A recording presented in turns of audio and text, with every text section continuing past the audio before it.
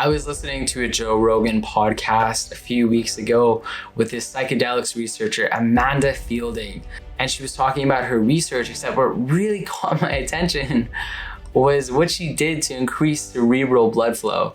She drilled a hole in her head by herself to increase blood flow to her brain. And that was her idea, that was her hypothesis. I'll let her explain it a little bit. This just shows how important cerebral blood flow is. I'm going to talk about one of the topics in the nootropics world that doesn't get talked about enough, and it doesn't get enough attention for what it does do and how beneficial it is for a vast majority of people, and it's very much underneath the radar. It makes common sense that increasing oxygen and blood flow to your brain would be good for your brain, like shocker, right? CBF, cerebral blood flow, is blood flow to your brain, where low levels of CBF cause a cognitive impairment and high levels cause a cognitive enhancement.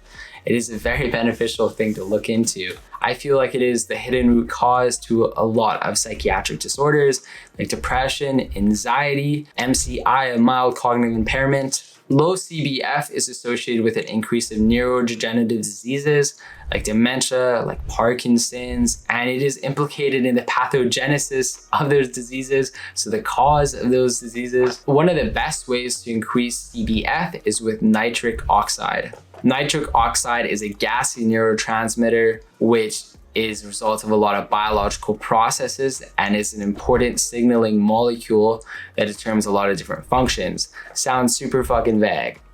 Sorry. It is three main synthases, which is INOS, ENOS, and NOS. The reason why it's good for increasing cerebral blood flow, because increasing NO will increase total body blood flow, which will extend to your body, except also your brain. So it has more of a whole system effect, leading to some positive effects of cognitive function. Low CBF is commonly seen with a cognitive impairment with ADHD, and nitric oxide is very important for learning and memory, surprisingly. Nitric oxide can also be neuroprotective at low doses and neurotoxic at high doses.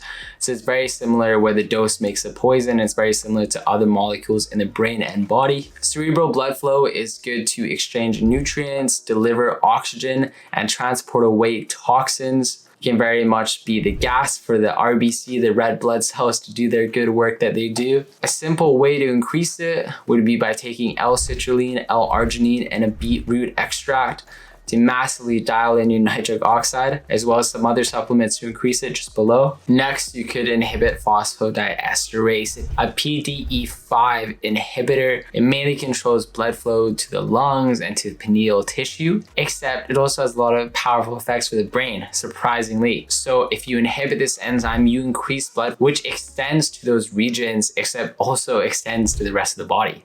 So you increase total body blood flow, including to the brain, which is why some common PDE5 inhibitors like Viagra, Cialis, and Levetra increase blood flow to the brain. And they've even been studied for the benefits to cognition, with one study showing that they reverse the cognitive dysfunction in mice, with another study showing that they're being investigated at the present moment for their role in the treatment of Parkinson's, because it has positive effects to nitric oxide and overall blood flow, as well to CREB. And even some people in the community have noticed this as well, that microdosing or taking small doses of PDE5 inhibitors daily results in a fairly significant cognitive enhancement, usually at doses between 2.5 milligrams to 5 milligrams. Adjust your dosage as needed. I'm not telling you to take dick pills to make your brain work better. All I'm saying is to consider it as an option. For a lot of people, increasing cerebral blood flow is going to have a life-changing effect. It's going to be a life-changing intervention. And if it's a very simple over-the-counter way to do it like this, it's a good thing to try at the very least. And in my experience, the effects are fairly profound, except also subtle in their own way, which is good because it's very usable in a day-to-day life. If you want to go on the natural side, you could look at horny goat weed,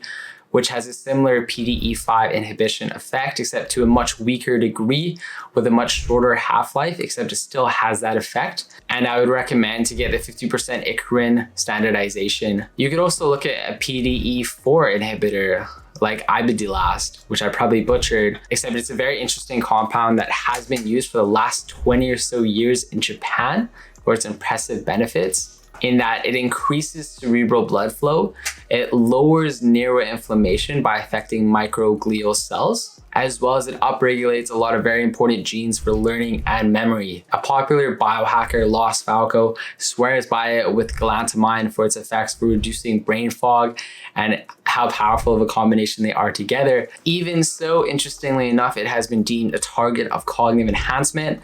I haven't tried it yet, except I very much want to, and I will one day in the future. Cardiovascular endurance. Running increases blood flow to the brain, which helps with mitochondrial function, which helps with ATP, which helps with neurotransmitter release, which will be more noticeable to people that have a deficiency of blood flow. Running is neuroprotective, and its main neuroprotective effect is believed because of that increased blood flow to the brain.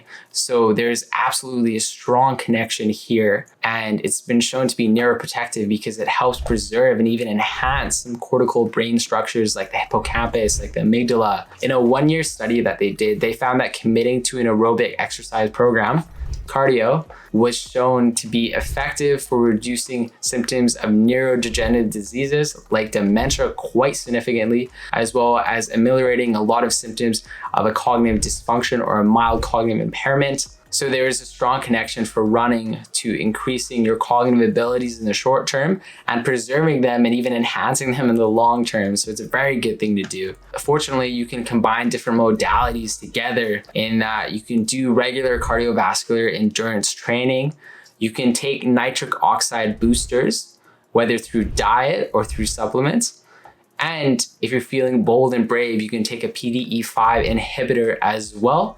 Obviously, tailor this with your own sensitivity and your responsiveness to it, except that would all be safe to take together, at least for the common ones like L-citrulline and L-arginine with something like Cialis or Viagra, funnily enough, are safe together. And there has even been studies showing that they are safe and they have been studied with use together. So it's not a big concern, except obviously tailor that to your own personal experience when experimenting with those compounds. You know what's best, your little bio essaying.